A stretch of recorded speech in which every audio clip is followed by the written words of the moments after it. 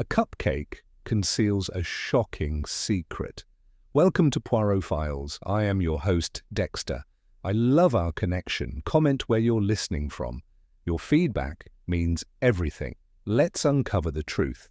It was just after 11 on a Thursday morning when the doorbell rang, and I knew two things right away.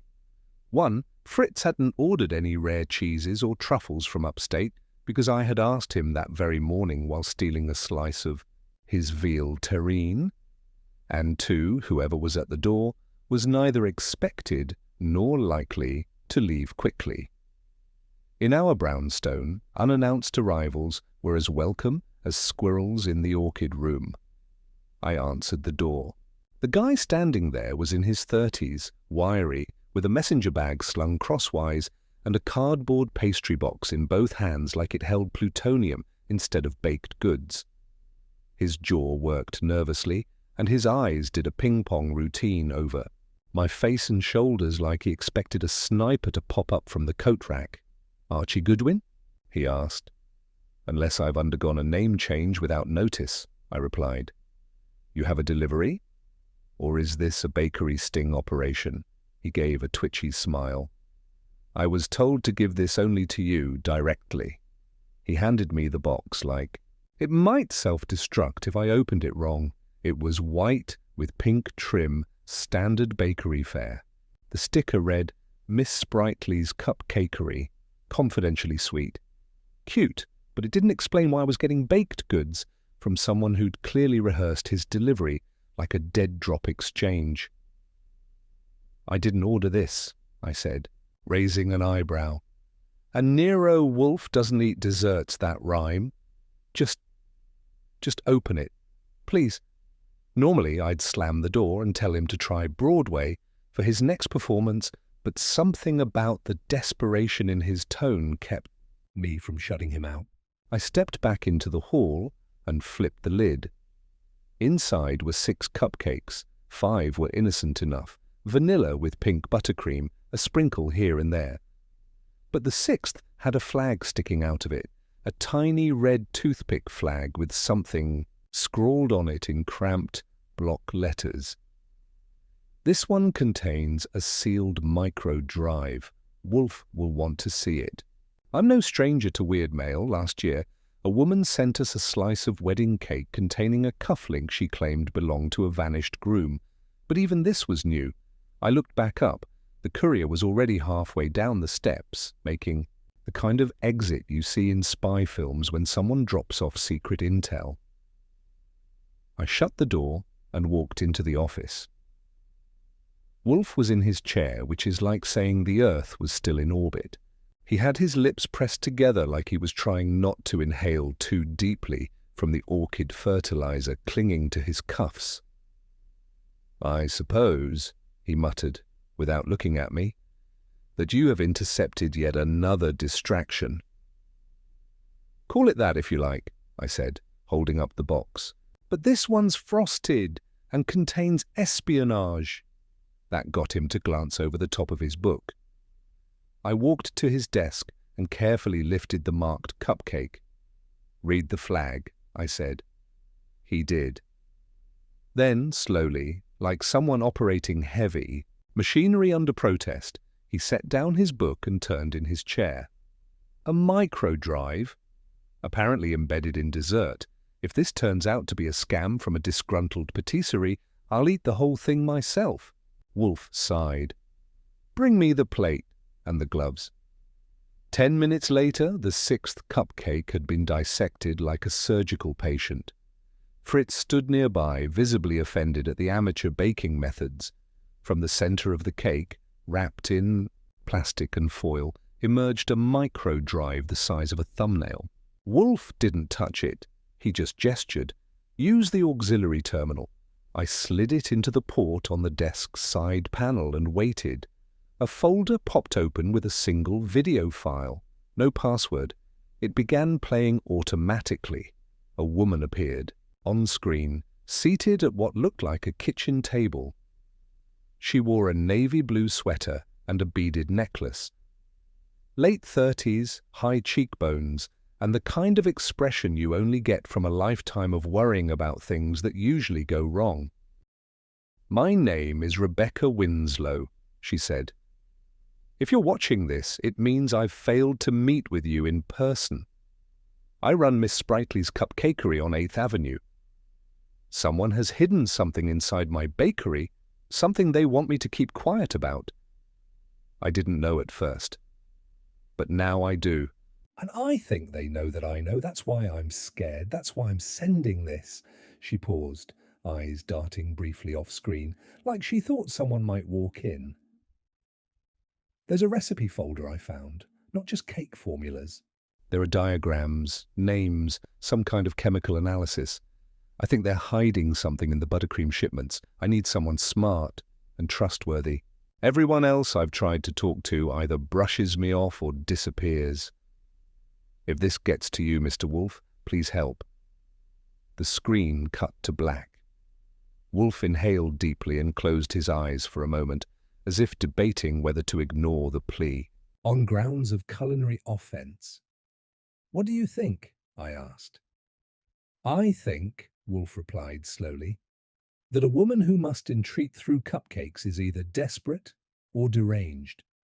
But the presence of the drive and her evident distress intrigues me." He shifted, a signal that for most people would be the equivalent of leaping from a helicopter. "Contact Miss Winslow. Schedule an appointment here. No phone discussion, no delegation. I want her present. Fritz will dispose of the cupcakes." I nodded. "You sure you're willing to allow sugar into the sanctum?" "She may bring the pastries," Wolfe said. "But if she brings deceit, she will find the brownstone far less accommodating." He leaned back and reached for his book again, but I saw the twitch in his left brow. Nero Wolfe had taken the case, and he wasn't doing it for the frosting.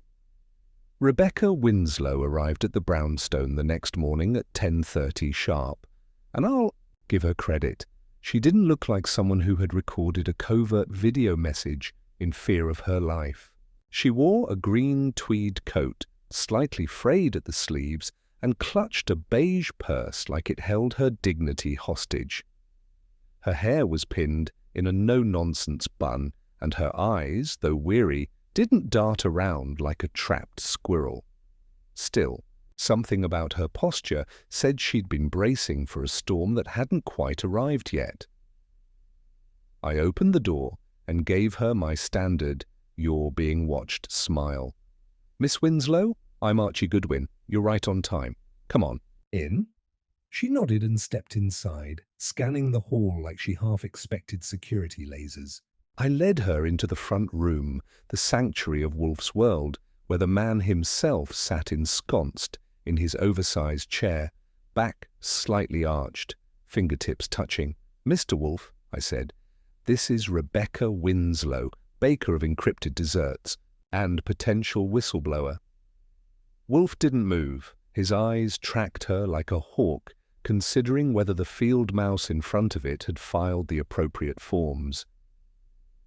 "Miss Winslow," she stood stiffly in front of him, hands clutching her bag. "Thank you for seeing me, Mr. Wolfe. I wasn't sure you would." Wolfe exhaled slowly. "Your presentation was unusual. Your concern, however, appears genuine. Sit." "Speak," she sat, perching on the edge of the chair like it might vanish underneath her. "I didn't know where else to go," she said. "You don't know me. I'm not anyone important. But I think something criminal is happening at my shop. Not something petty, something organized."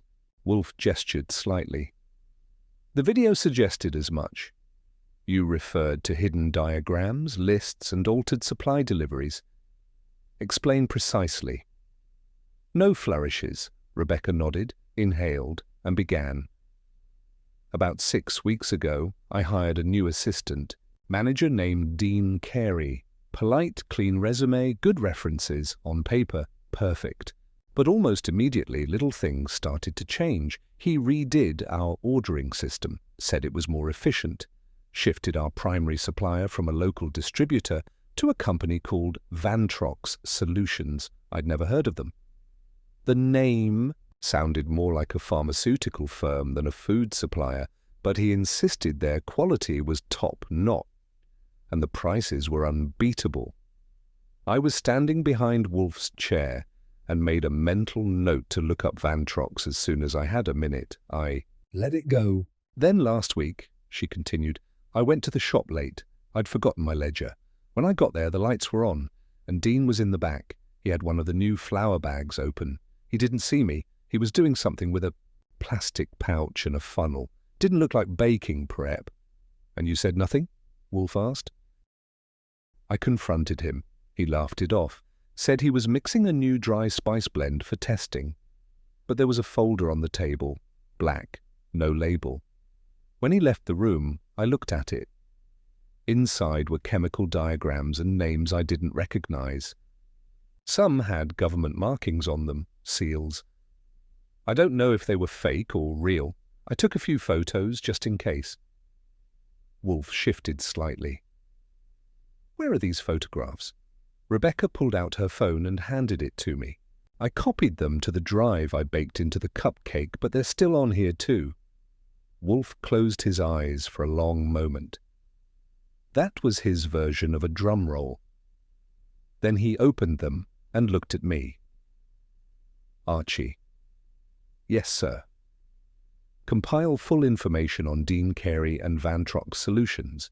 Confirm identity, trace employment history, and verify licensing. Speak with Saul if necessary.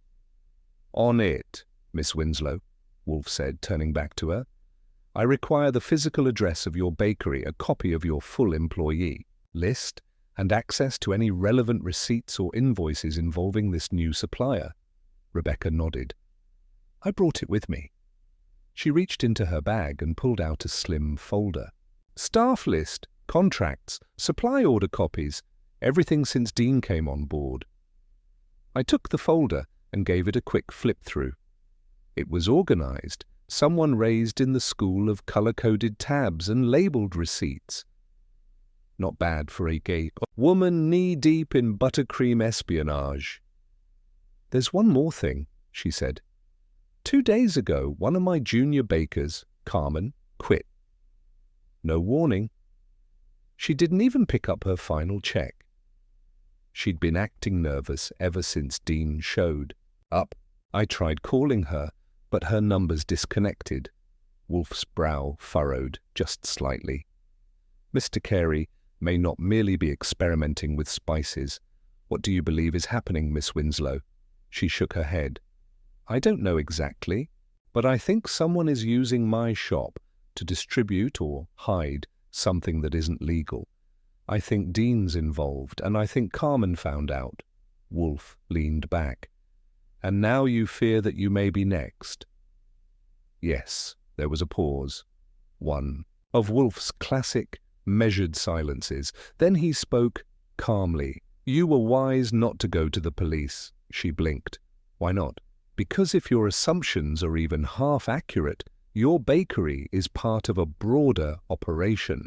Alerting authorities prematurely might only bury your trail and put you in greater danger. She nodded slowly. So you'll take the case? I have, Wolfe said simply. You will return to your shop. You will make no mention of this meeting. Mr. Carey is to remain unaware. You are to act unbothered. I can do that.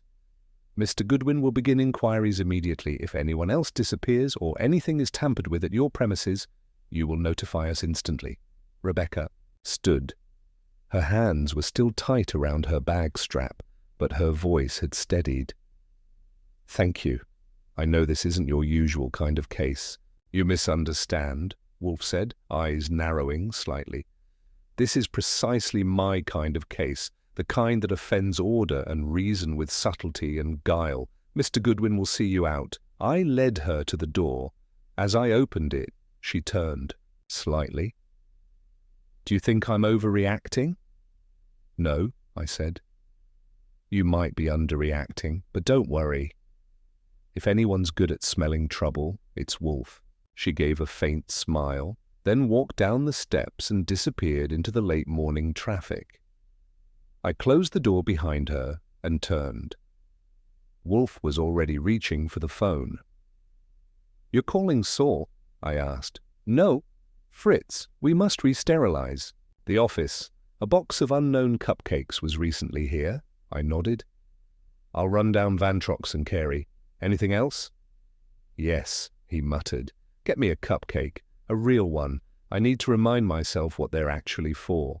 It's not often I get to say that a cupcake leads to a conspiracy, but this case was already shaping up like a recipe written in code.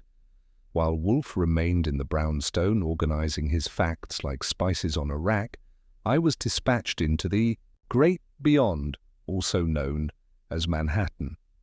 My task was clear: identify the players orbiting Miss Sprightly's cupcakery, figure out who might be folding more than just egg whites, and return with enough intel to keep Wolfe's brain cells purring like a fed cat. First up, Dean Carey. I traced his last known address to a mid-tier apartment complex in Midtown, the kind with buzzer panels that haven't worked since 2015. The super told me Dean moved in 2 months ago, paid 3 months in advance, and hadn't been seen much since. When I asked about his habits, all I got was a shrug and a warning about odd hours. His mailbox, I noticed, had no nameplate. Just the number, 14B, and a few bakery flyers stuffed inside. Not exactly a warm footprint. I filed it away. Next I stopped by Miss Sprightly's under the guise of a customer. The shop had the kind of vibe that made it a magnet for weekend sugar pilgrims: pink walls, a chalkboard menu, and the overwhelming scent of butter and optimism. I bought a lemon poppy seed cupcake to maintain cover, then leaned casually on the counter. "Slow day?" I asked the young woman behind the register. She was about 22, ponytail, apron dusted with flour. "Kinda. Lunch rush'll hit in an hour."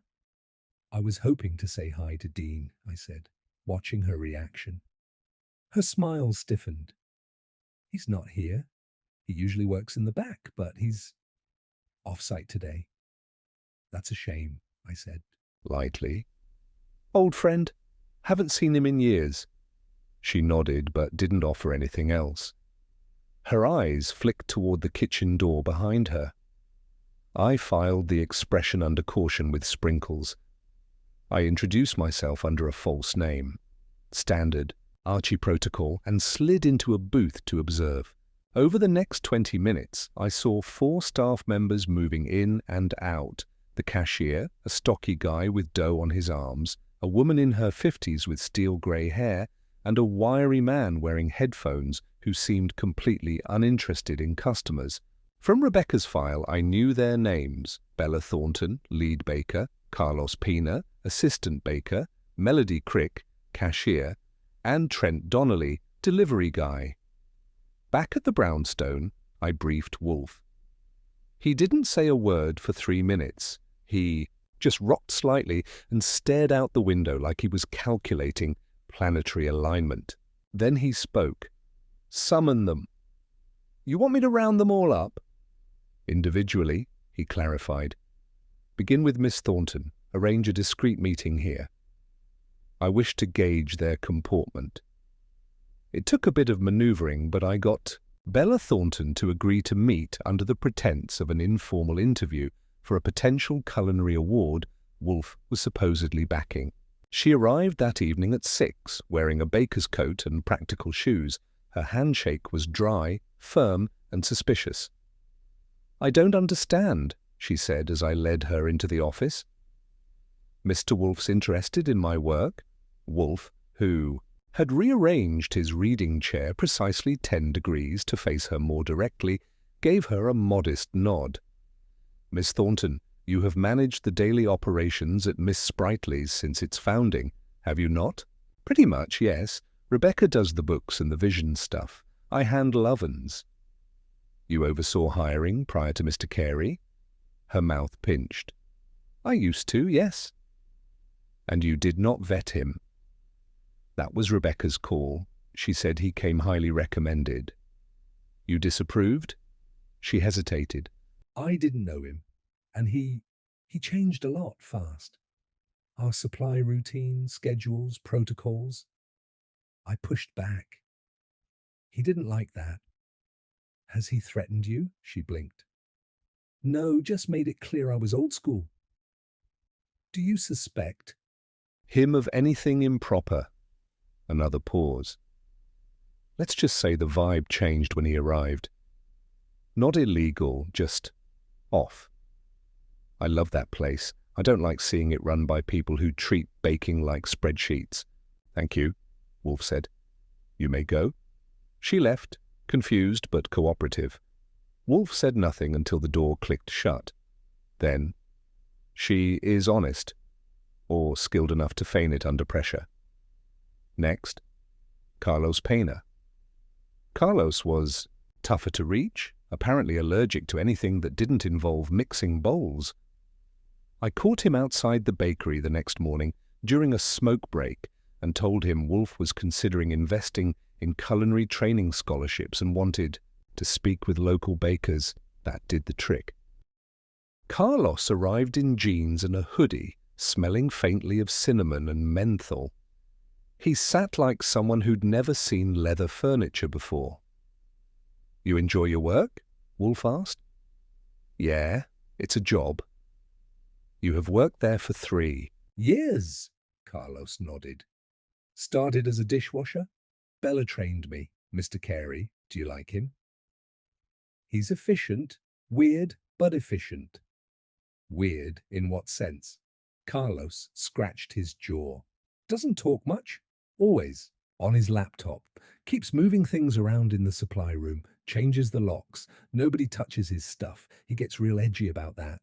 You have seen the contents? Nope. Locked cases. He told us to keep out unless we want to be fired. You complied. Carlos gave a one-shoulder shrug. Yeah, I need the job. After he left, Wolfe tapped his chair arm twice, his version of a deep sigh. Pattern forming? I asked. Yes.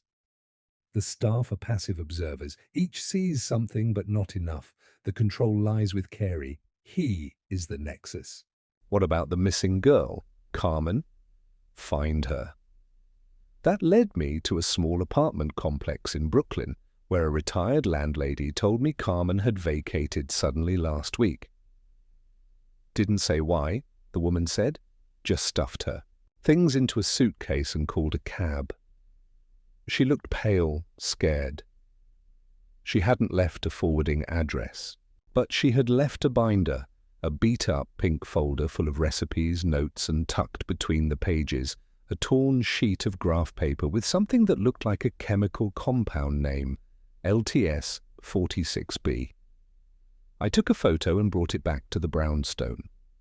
Wolfe examined it under his desk lamp. This, he said, is no flavoring agent. So what now?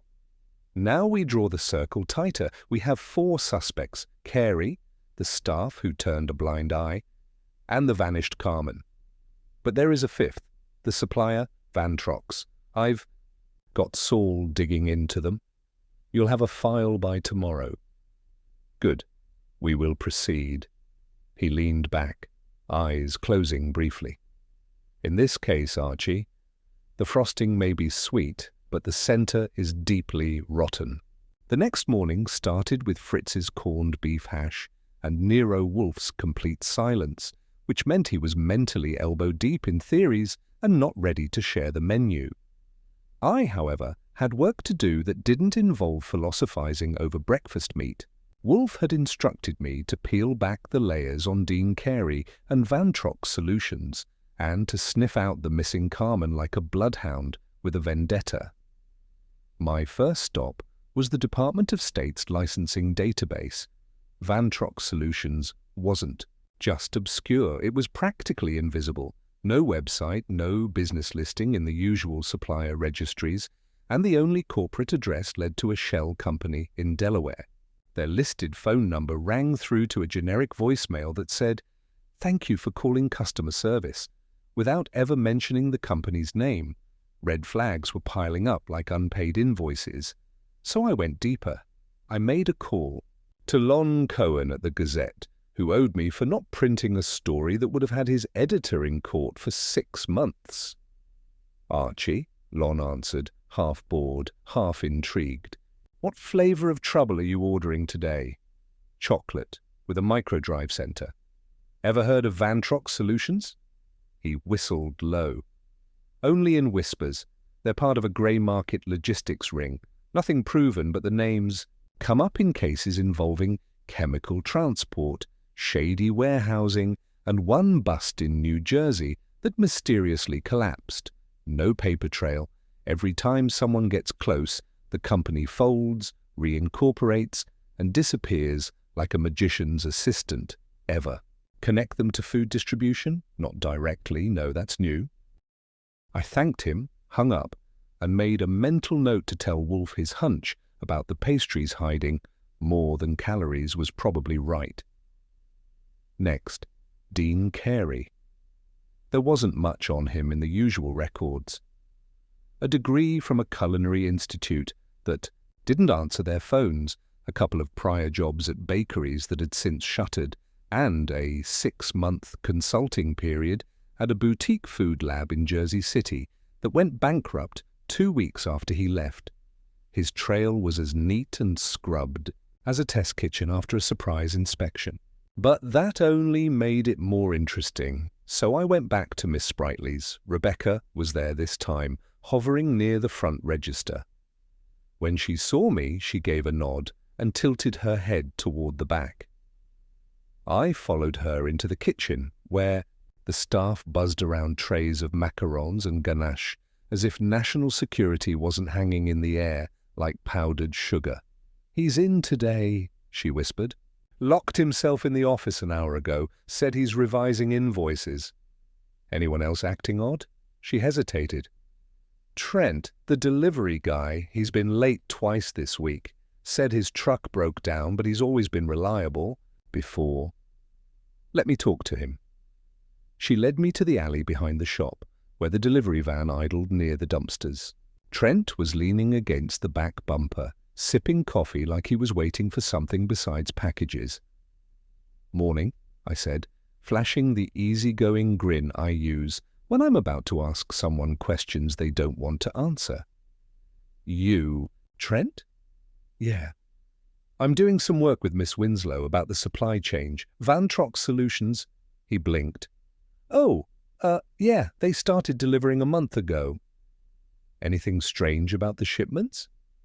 He looked away, scratching his jaw. "Not really. Same boxes, but they're always sealed with this tamper-proof tape.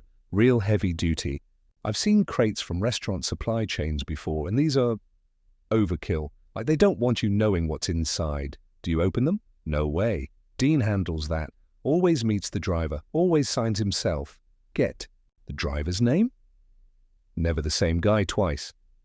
That was enough to make me suspicious. I thanked him and stepped back inside. As I passed the kitchen office, I caught a quick glimpse of Dean Carey through the small glass window. He was at his desk, phone to his ear, and typing something furiously into a laptop. His expression was hard, focused, but not like someone balancing flower orders. He looked like someone solving a logistics puzzle with lives on the line. Backed at the brownstone, I gave Wolfe the rundown. "He keeps the crates under lock and key," I said. "Nobody but him touches them. The delivery routes are erratic, no set schedule, and there's no consistent driver. Trent says the tape on the boxes looks like it came from a CDC lab." Wolfe grunted and pushed away his empty beer glass. Then, "They are not cupcakes, they are capsules," meaning something is being stored inside those boxes that is not declared, perhaps mislabeled, perhaps legal, but illicit in purpose. The missing girl, Carmen, may have stumbled across this. She did leave behind that paper with the LTS 46B label. Wolfe leaned forward slightly. "I have examined it further. It is not a known additive, but the numbering style aligns with lab compounds still under regulatory review, meaning it could be a prototype chemical, possibly pharmacological, possibly volatile, meaning someone's baking with bad intentions. Not baking, transporting. The bakery is a front, a distribution point under cover of sugar. That was classic Wolfe, cutting to the core without ever standing up. He stared at his ceiling fan like it owed him answers. I want Saul to locate Carmen. She is the outlier. The variable Carey didn't control. If she is still safe, she holds the final thread. I called Saul, gave him what we had, and told him to make it urgent. Meanwhile, I swung back toward the bakery with a new objective. Get eyes on one of the sealed shipments. If Carey was running something shady through a pink-frosted empire, I needed more than hunches and paperwork. I waited across the street that afternoon, parked in the Buick with binoculars and a lukewarm coffee. At 3:42 p.m., a white unmarked van pulled up. Two men in grey uniforms unloaded 3 crates and handed them off to Carey, who was waiting at the back door. No sign of invoices, no clipboards, just a wordless handoff. The van peeled off. Carey dragged. The crates inside like they were radioactive, and for all I knew, they might have been. I waited another 10 minutes before circling around the alley. The door was slightly ajar, risky, but opportunity often is. I slipped in, heart doing its usual, boxing match rhythm. One crate was open. Inside wasn't flour or sugar. It was a vacuum-sealed plastic container with a secondary lock. On the side, in small lettering, it read LTS 46B, storage. Temp required, 5°C. Non-food substance. Handle with care well. That settled it. I was about to snap a photo when a voice behind me snapped tighter than a mousetrap. Lose something? Dean Carey. I turned slowly. He was holding a metal spatula, not exactly a gun, but the way his jaw clenched told me he wasn't thinking about pastries. Just looking for the restroom? I said smoothly. He didn't laugh. There are many things you can say to diffuse a situation. Just looking for the restroom isn't one of them, especially when you're crouched over a crate labeled with chemical warnings in a bakery supply room. Dean Carey didn't blink. His eyes were locked on me like he was waiting for a trigger to pull, and though the metal spatula in his hand wouldn't do much against a 38, it was just threatening enough to make me reconsider my posture. "You're not staff," he said. "Noticed that, did you?" I replied, casually standing and brushing non-existent dust from my lapel. "Sorry to spook you. I was dropping off a note for Rebecca and took a wrong turn. The alley door was open." He didn't move. "This is a restricted area." "Looks that way." Dean took a slow step forward, setting the spatula down on a nearby shelf with deliberate calm. "You need to leave." I nodded, offering a smile that only barely concealed my eagerness to get out of there without earning a concussion via baking utensil. "Understood?" I walked out without turning my back. Just before I cleared the threshold, I glanced back. Dean was already relocking the crate, fingers moving quickly, and his eyes never left me. Back in the Buick, I dialed Wolfe. "He caught you?" "Technically, I caught the label first, then he caught me." "LTS 46B, same compound name as Carmen's. Note, definitely non-food, definitely temperature sensitive." What was his reaction? Flat, controlled, not panicked, not angry, just clinical, like I had seen a spreadsheet he didn't want audited. There was silence. Then Wolfe said, "Return." Immediately. Back at the brownstone, Wolfe was seated at his desk with 3 folders open before him like a general surveying a battle plan. He didn't greet me, just gestured toward the beer Fritz had placed in the usual spot on the drink cart, and began speaking. "Saul found Carmen. She's in Jersey City, checked into a motel under a fake name." He approached her. She refused to return, but she spoke briefly. Her words were precise. "Tell Wolfe I saw it change colors in open air. Tell him the new shipment glowed." That's not usually something Flower does. No. Wolfe pushed a folder toward me. Saul retrieved this. Carmen had been keeping a personal log.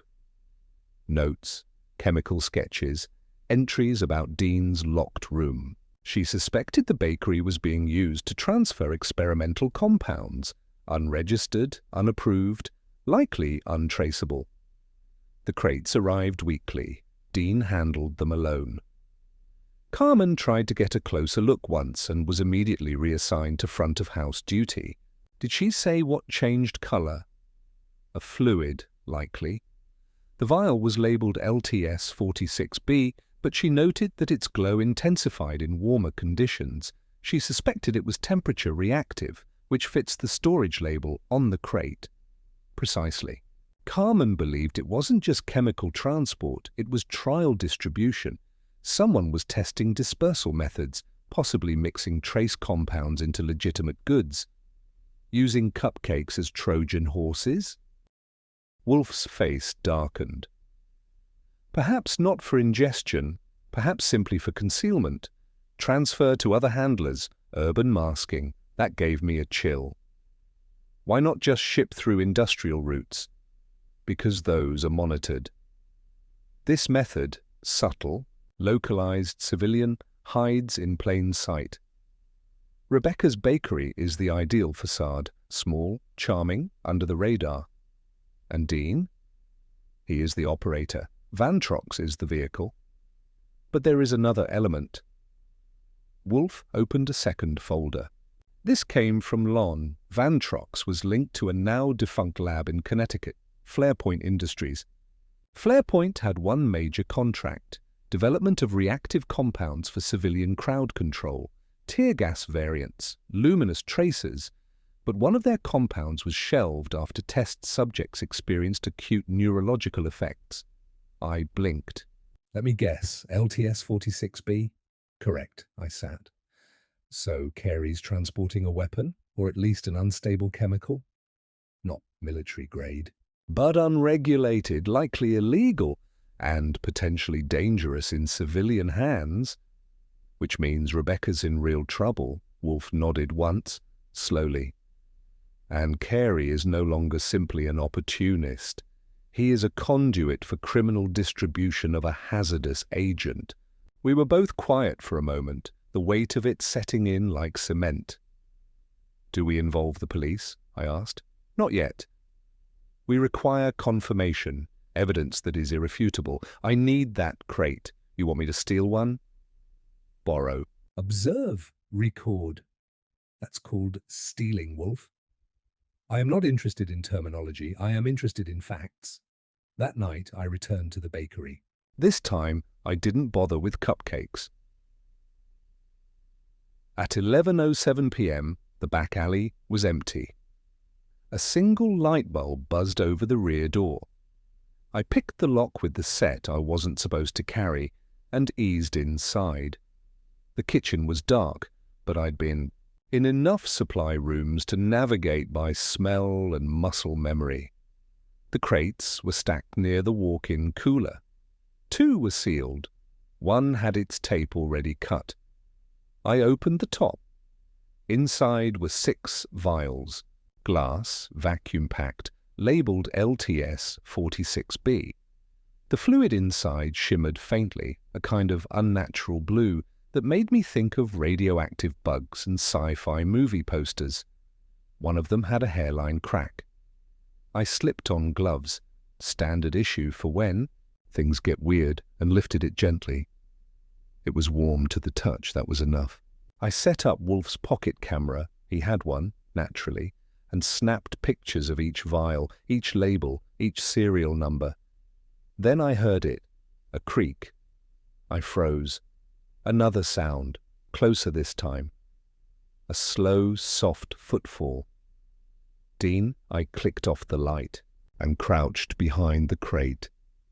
A shadow passed across the doorway, then a whisper. Carey? It wasn't Dean's voice. Higher, nervous. Trent? The shadow moved again, and I saw a phone in the figure's hand. A flash. He was taking photos too, which meant someone else knew. Someone inside. The figure disappeared.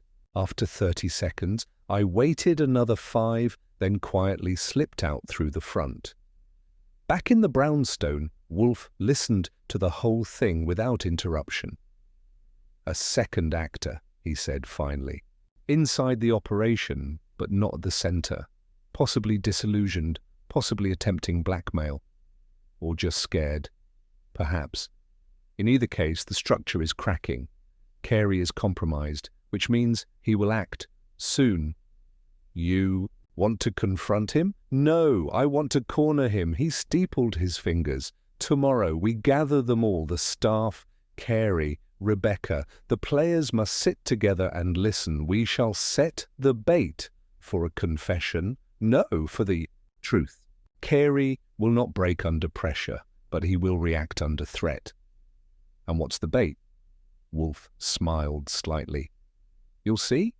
He closed the folder gently, as if tucking in a child. The game was about to reach its end. Wolfe doesn't call for a gathering unless he's confident the center can't hold. The brownstone becomes the pressure cooker, and he turns up the heat with slow, methodical grace. That morning, he instructed me to summon every relevant figure connected to Miss Sprightly's, Rebecca, Dean Carey, Bella Thornton, Carlos Pina, Trent Donnelly, and even Melody Crick. Wolfe wanted the whole kitchen present, so to speak, not to serve justice, but to season the air with it. I called each of them, one by one, making the invitation sound urgent, but not alarming. For Carey, I was blunt. "Rebecca Winslow insists you come, says it concerns legal implications regarding your supplier and inventory logs." That got a pause from him, a long one, but he agreed. Saul Panzer, ever the quiet hand behind the curtain, was stationed across the street in a van with a camera and earpiece. Fred Durkin handled the door.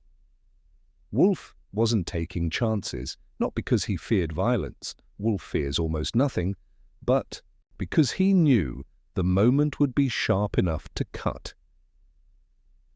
At exactly 2 o'clock, they arrived one by one, ushered in through the front by me. Carey came last, dressed in a pale grey suit, carrying a briefcase too slim to be casual. His expression was flat, unreadable. Inside the office, Wolfe hadn't changed position, still in his chair, fingers touching at the tips, gaze halfway, between lethargic and lethal. Rebecca sat nearest him, her hands locked on her lap. Bella and Carlos flanked her. Melody, small and quiet, took the far corner. Trent stood awkwardly by the door, like he wasn't sure if he was welcome or just couldn't sit still. Carey walked in without a word and remained standing. Wolfe opened with no ceremony. "I have summoned you here," he said, "because your place of employment has been compromised." A ripple of reactions. Rebecca stiffened. Carlos blinked. Melody tilted her head. Carey did nothing. "A series of deliveries have entered your kitchen," Wolfe continued, "under the pretense of culinary purpose. They are not culinary, they are criminal. The compound LTS 46B is not approved for civilian handling. It is a restricted substance. Its presence in your bakery is both illegal and hazardous." Carey shifted then. Not much, but enough. His eyes narrowed. His grip on the briefcase tightened. "I have documentation," Wolfe added. "I have photographs. I have statements from witnesses, past and present employees." Dean Carey spoke for the first time. "This is a serious accusation. Do you have law enforcement present?" "No," Wolfe said. "Nor will I need them, unless you prefer to speak through intermediaries." Rebecca leaned forward. "Dean, what is he talking about?" Carey didn't look at her. "He's mistaken." "No," Wolfe said, "I am not, and your denial only makes things worse. He reached for the folder on his desk and slid it toward me. I opened it for effect. Inside were the photographs I'd taken the night before, the cracked vial, the crate label, the shimmer of the liquid. Wolfe let them sit there like bait on a hook. Carlos leaned over. "What the hell is that?" Melody whispered. "That's in our kitchen?" Carey kept his eyes on Wolfe. "None of this proves anything." "No," Wolfe admitted. "But your reaction might." He turned his gaze toward Rebecca. "Miss Winslow, did you authorize the switch to Van Trox as your supplier?" "No," she said quickly. "Dean presented it as finalized. I didn't even question it." "Did you review the cargo manifests?" I trusted him. Carey opened his briefcase. "Careful," I said. He paused. "Just paperwork," he replied. He pulled out a folder of his own and opened it. "These are the delivery receipts," he said, placing them on the desk. "All logged, all consistent. Your accusations are based on circumstantial observations and conjecture." Wolfe looked at me. "Archie." I stepped forward, took the folder, and flipped through it. "These aren't delivery manifests," I said. "They're invoices. Basic line item listings. Flour, sugar, butter, all fake entries." "That's key slander," Carey said flatly. "No," I replied. "It's observation. I watched one of your deliveries yesterday. I saw the van. No packaging, no driver credentials, no shipping IDs, just a handoff in an alley. That's not how flour gets delivered." Wolfe tapped the arm of his chair once. "Miss Crick," he said suddenly, turning to Melody, "you were seen taking photographs of the crate last night. Why?" All eyes snapped to her. She froze. What?" "You were in the rear storage room after Mr. Goodwin left. You entered. You used your phone." Melody's voice cracked. I didn't mean anything by it." "Then what did you mean?" She looked down. "I thought maybe something weird was going on. I noticed the new shipments always came late. Dean never let anyone near them. I got nervous. I thought, if something happened, I should have proof." Carey spoke again, sharp.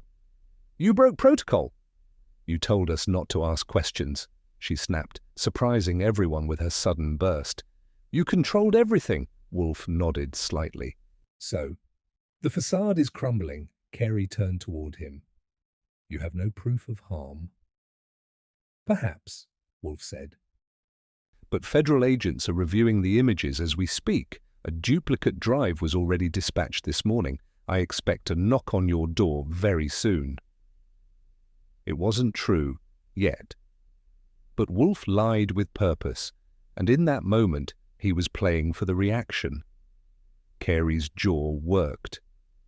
Then finally, he snapped the briefcase shut and took a step back. "You'll regret this," he said, to no one in particular. "No," Wolfe replied.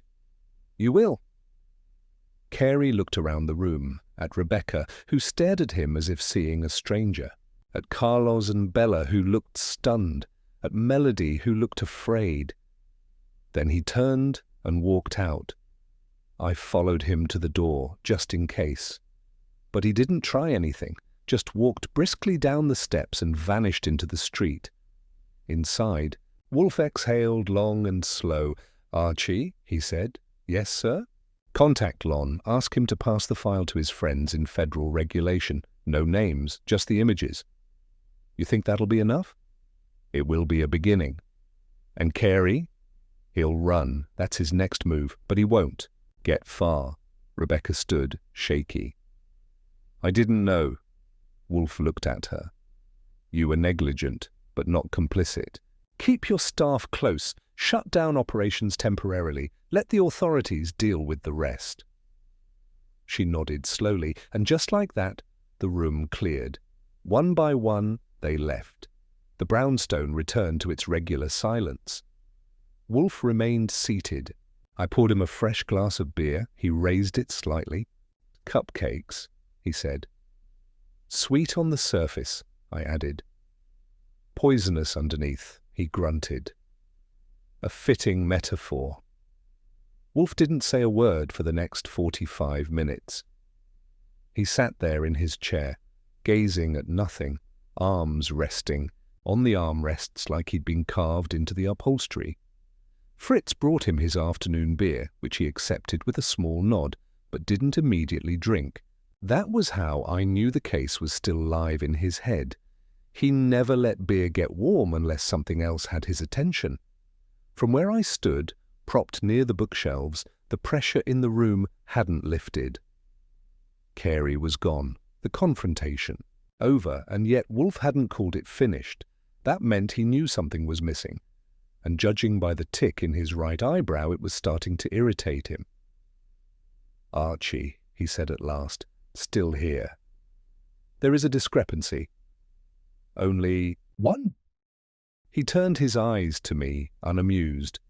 Carey did not panic, not truly. He postured, threatened, but his confidence was unshaken until I mentioned the federal authorities, which, for the record, we didn't actually notify yet. No.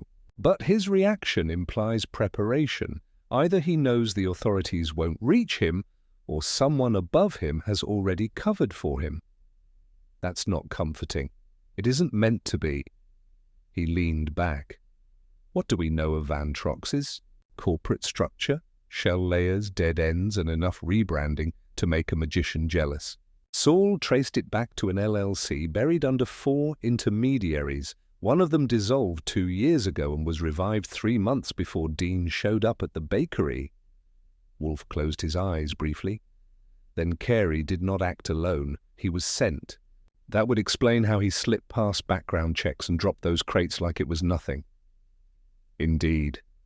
But it also means he has a handler. You think he's reporting to someone higher? I think, Wolfe said, that he was never the top of the pyramid. His confidence came from insulation.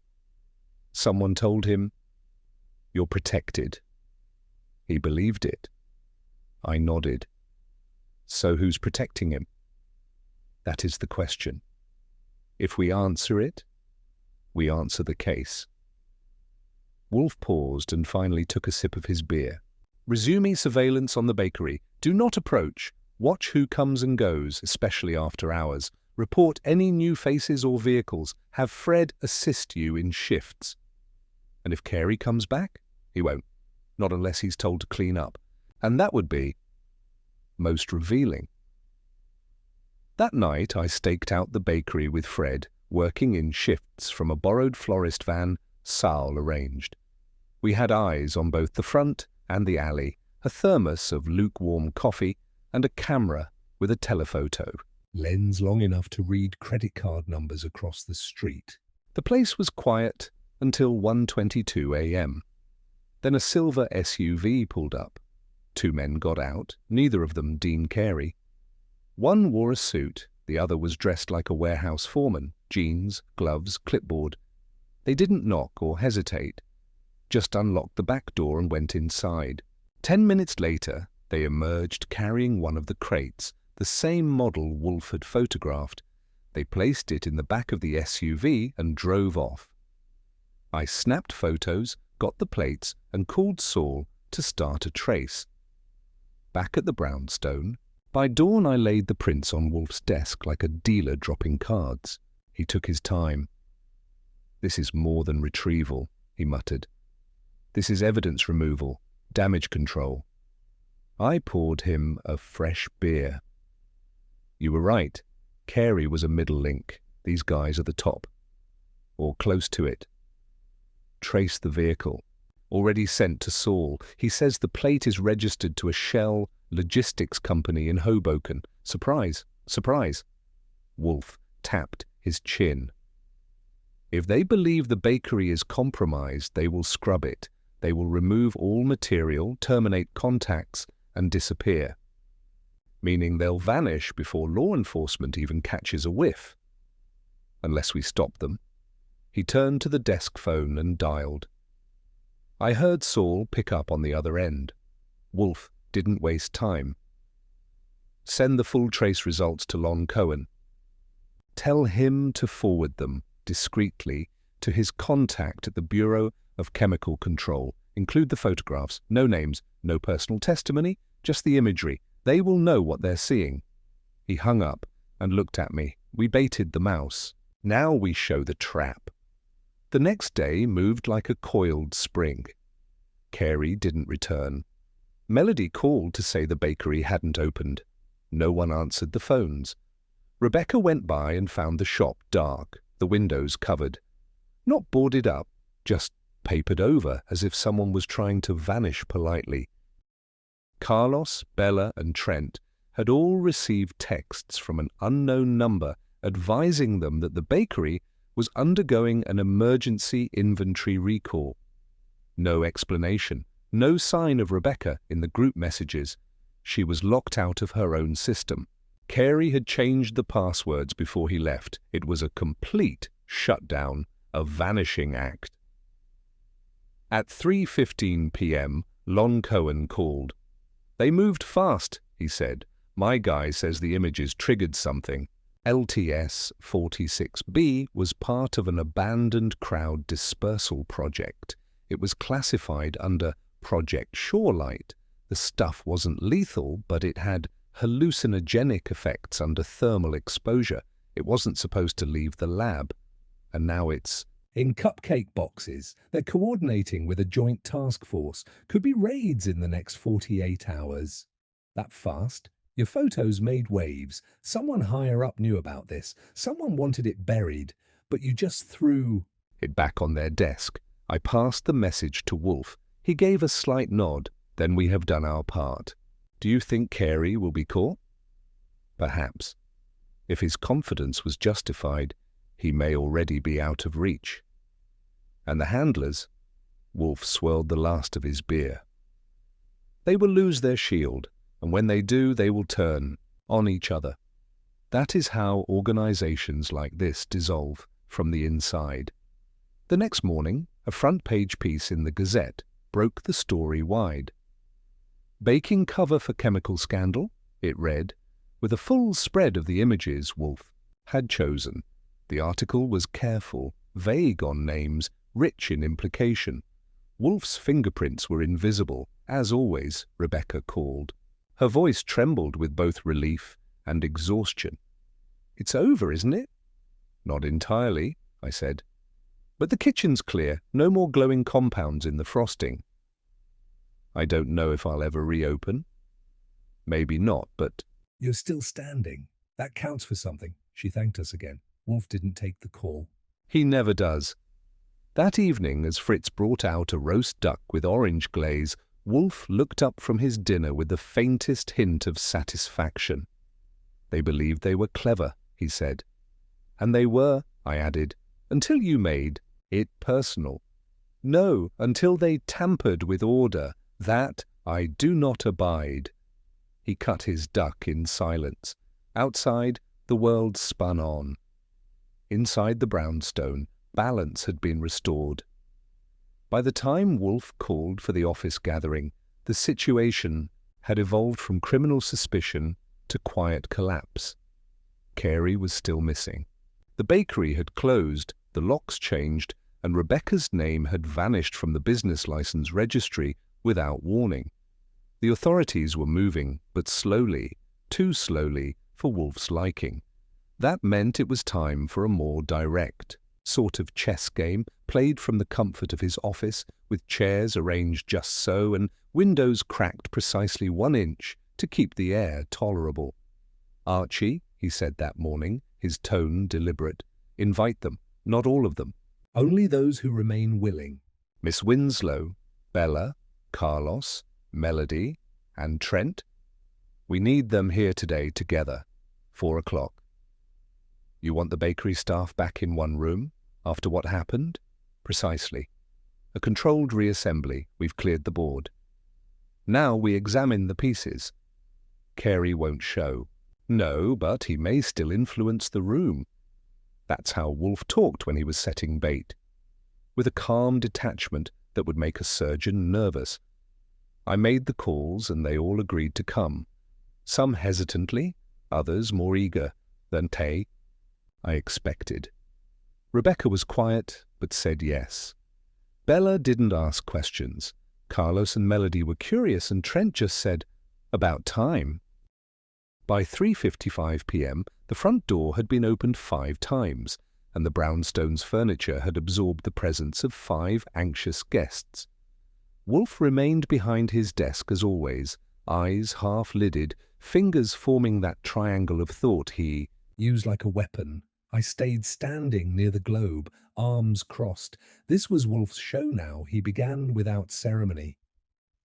"You have all suffered an intrusion. Some of you may feel complicit, others betrayed. But today is not about blame, it is about precision." No one spoke. The individual who compromised Miss Winslow's business, Dean Carey, was not a rogue agent. He was deployed. His purpose was to establish a seemingly benign operation through which a restricted chemical agent could be quietly distributed.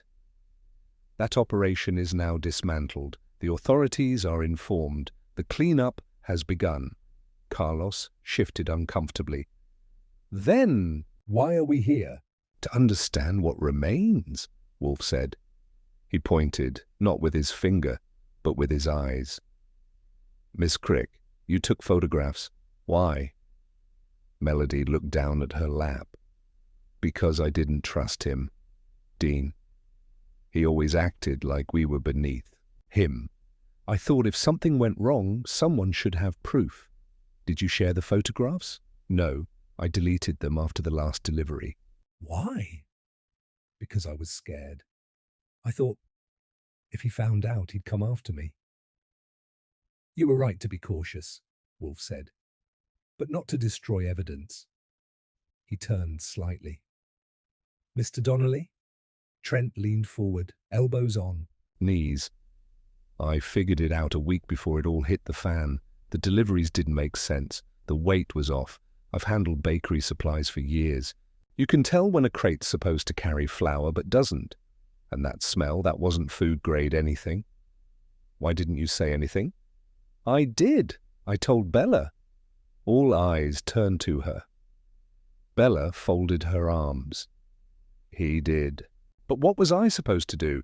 Dean ran the books, the schedules, the security codes. He told Rebecca we'd lose our contracts if we didn't comply."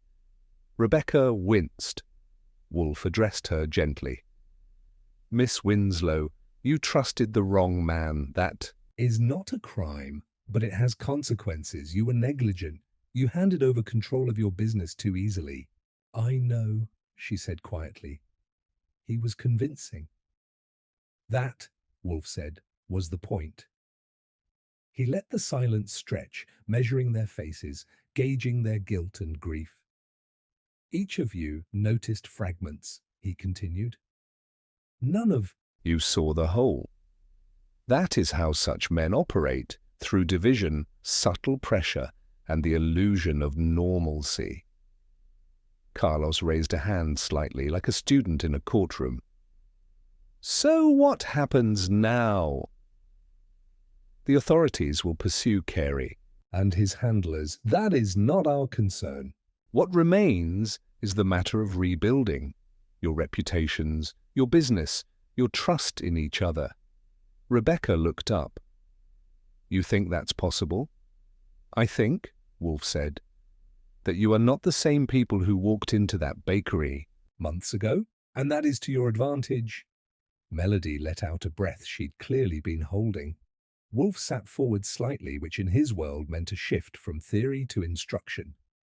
"Miss Winslow, you must reclaim your business license. Cut all ties with Van Trox and their proxies.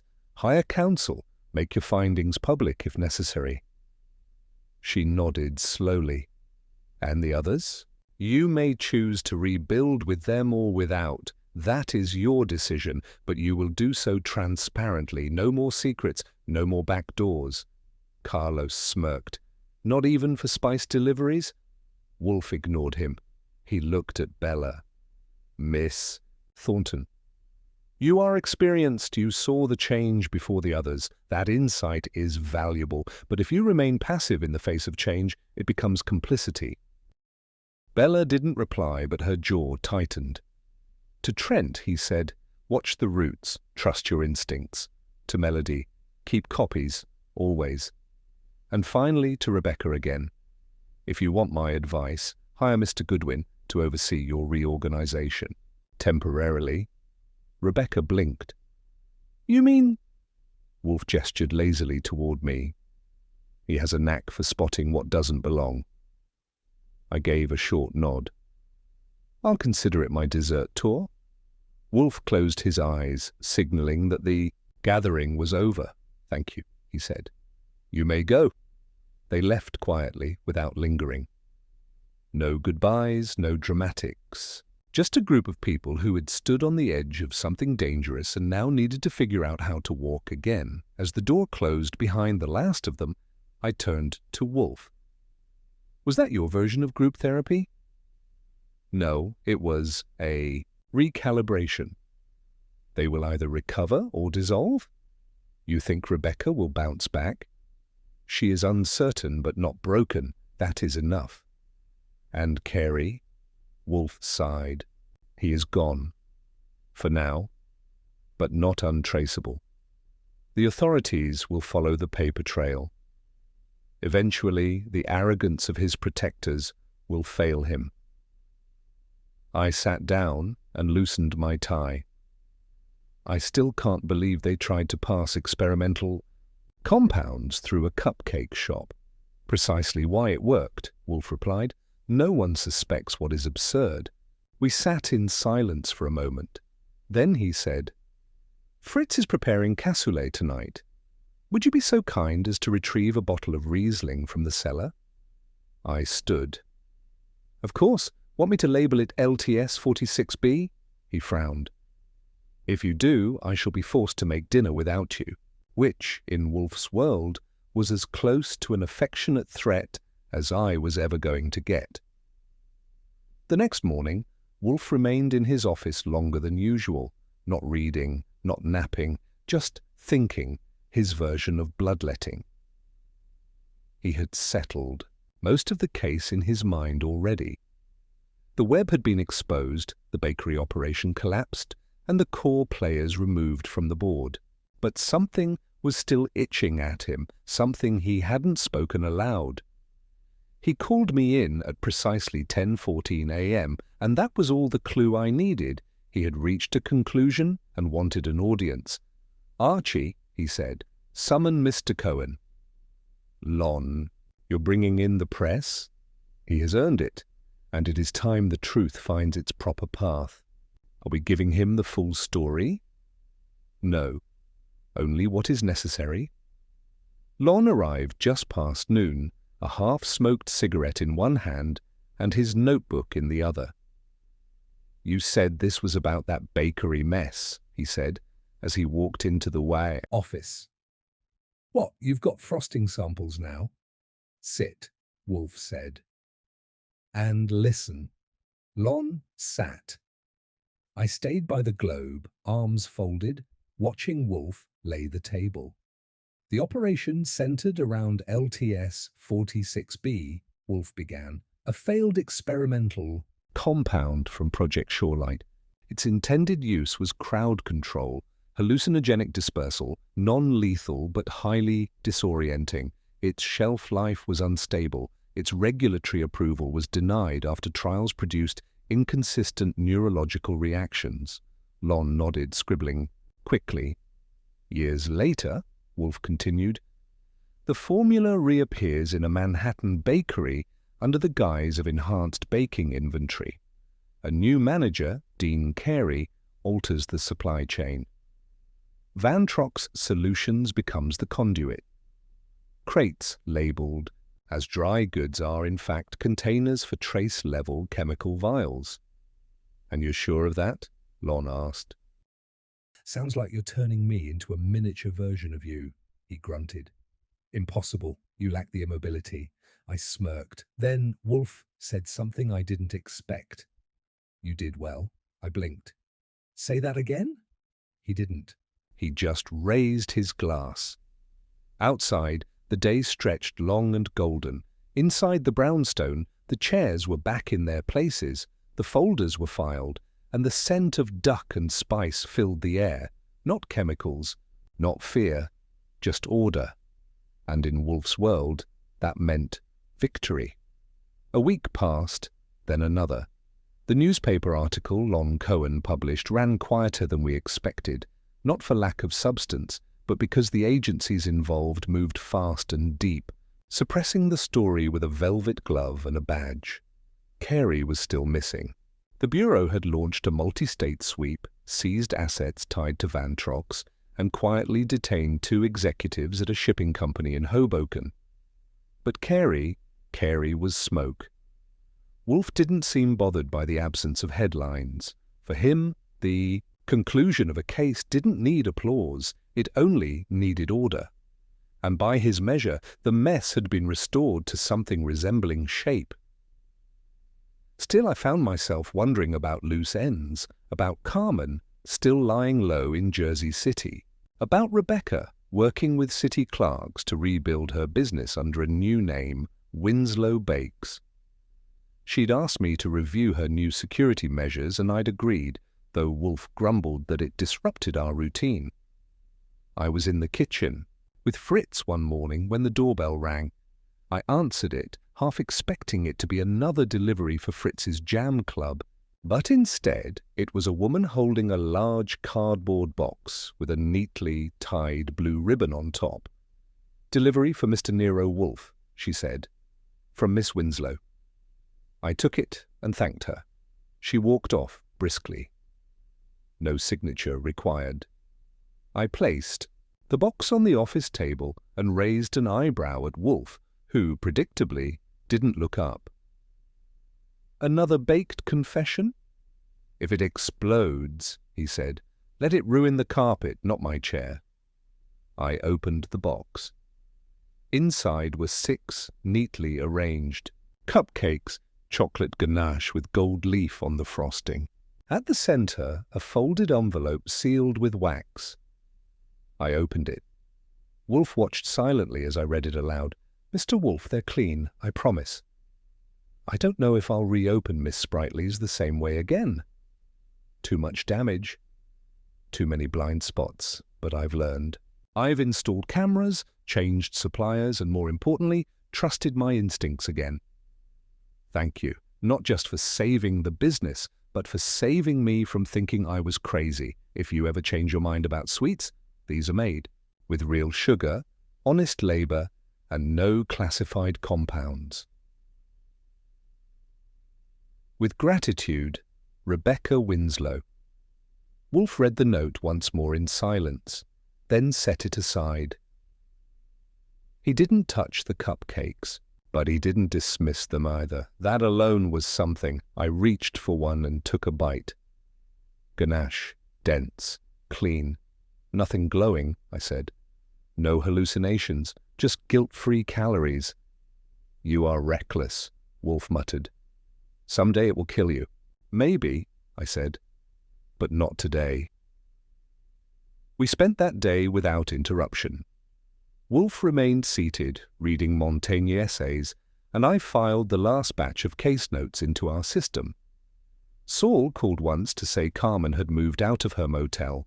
"Heading west. He didn't know where. No forwarding address. She's disappeared?" I asked. "She's choosing quiet," Saul replied. "Can't blame her." That night, Wolfe ate 2 helpings of Fritz's lamb ragout, which usually meant his mood was stable, if not content. As we were finishing, he looked at me over the rim of his beer glass. "Do you recall what I said at the start?" "You say—" "Many things, Wolfe. I said the case offended me." "You did, because it was clumsy," he said. "Because it used something innocent, confections of all things, to hide what was foul. That was not elegant, it was vulgar." "Worse than murder?" "More cowardly." Murder is often personal.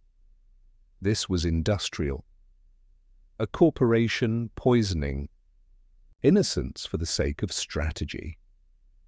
He set his glass down with a thud. That I do not tolerate. I stood and walked to the window, looking out at 35th Street below. The city moved on unknowing. Rebecca would try again.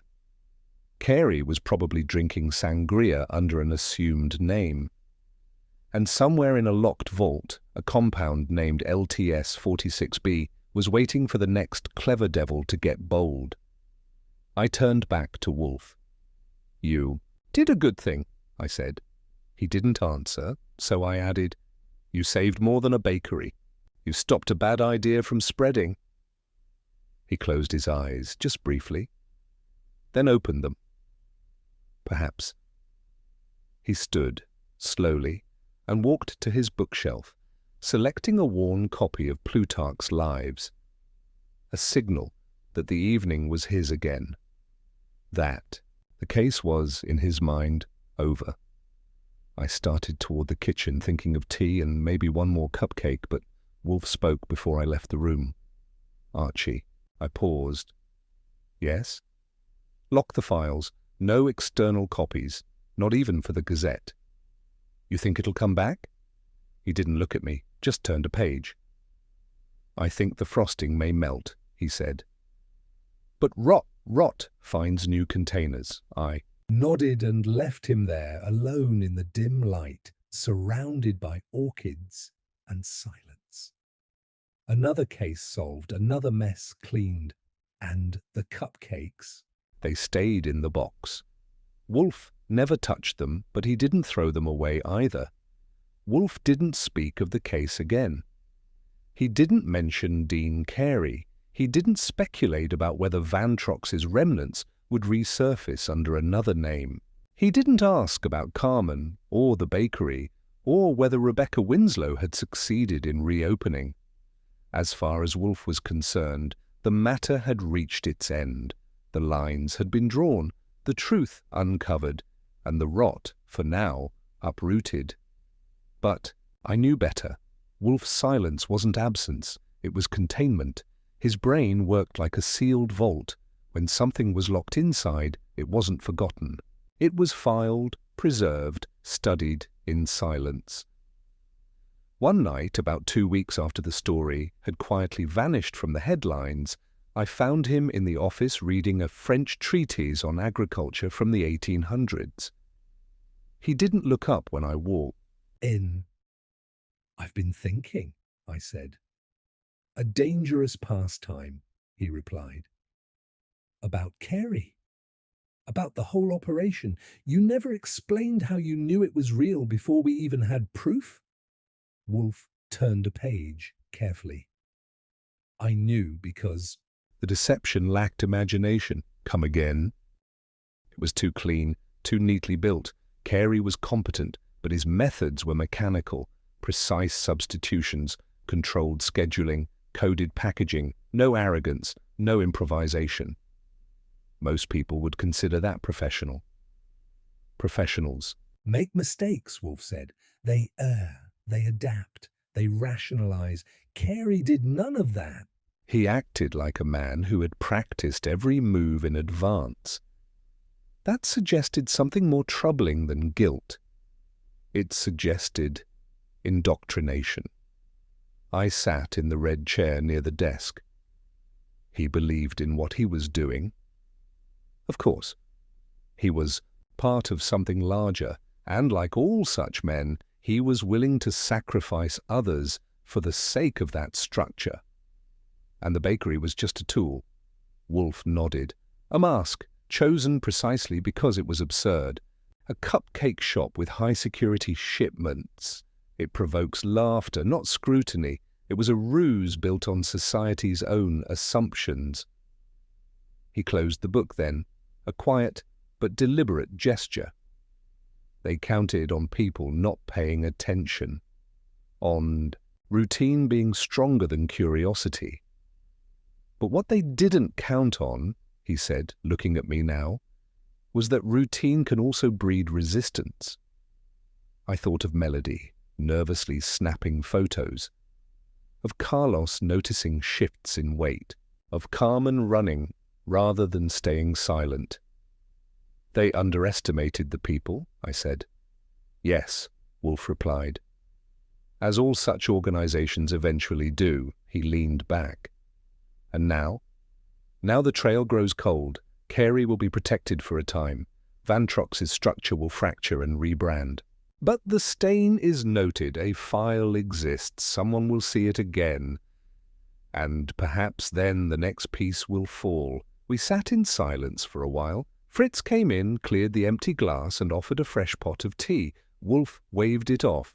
He was full of thought. I rose to go, but paused near the office door. You never touched the cupcakes? No. Too cautious? No, he said.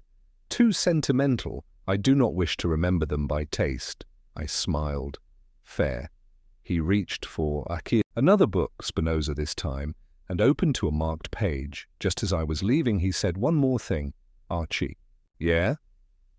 Observe more. Speak less. Even a crumb can lead to the baker. Cryptic, I said. But I'll keep it in mind. I closed the door behind me. Out in the hall, the lights were low. The orchids slept in their chamber. The scent of varnished wood and quiet filled the house.